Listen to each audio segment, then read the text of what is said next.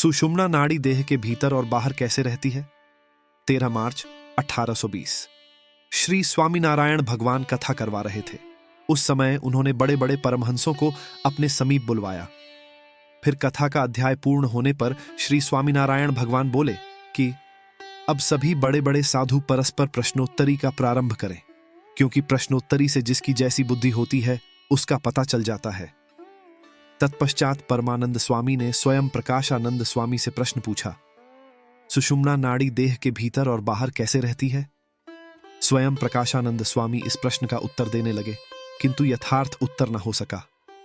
तब श्री स्वामीनारायण भगवान बोले कि इस ब्रह्मांड में जितने तत्व हैं उतने ही इस पिंड में भी हैं। वे पिंड में सूक्ष्म रूप में हैं और ब्रह्मांड में विशाल रूप में हैं। जैसा आकार इस पिंड का है वैसा ही आकार ब्रह्मांड का भी है। जिस प्रकार ब्रह्मांड में नदियां हैं वैसे ही पिंड में नाड़ियां हैं। इसी प्रकार जैसे ब्रह्मांड में समुद्र है वैसे ही पिंड में स्थित कुक्ष में जल रहता है।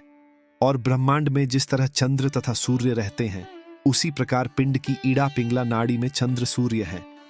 इस प्रकार जो तत्व ब्रह्मांड में है वे पिंड में भी हैं, तथा इस पिंड में इंद्रियों की जो नाड़ियां हैं उनकी ब्रह्मांड के साथ एकात्मता रहती है।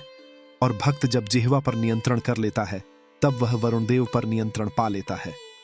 उसी प्रकार वाक इंद्रिय को नियंत्रित कर लेने पर अग्निदेव पर नियंत्रण हो जाता है, वैसे ही त्वचा इंद्रिय पर नियंत्रण होने से वायुदेव पर नियंत्रण होता है।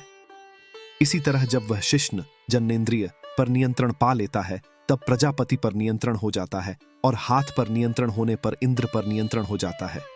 उसी प्रकार हृदय में रहने वाली सुषुम्ना नाड़ी के अंतिम भाग रूप ब्रह्मरंध्र को प्राप्त करते हैं। तब शिशुमार चक्र में रहने वाली वैश्वानर नामक अग्नि के अभिमानी देवता पर नियंत्रण हो जाता है। तब ब्रह्मरंध्र से लेकर प्रकृति पुरुष तक तेज का एक सीधा मार्ग दिखता है। उसी तेज के मार्ग को सुषुम्ना कहते हैं। इस प्रकार सुषुम्ना नाड़ी पिंड और ब्रह्मांड में रहती है। जय श्री स्वामीनारायण।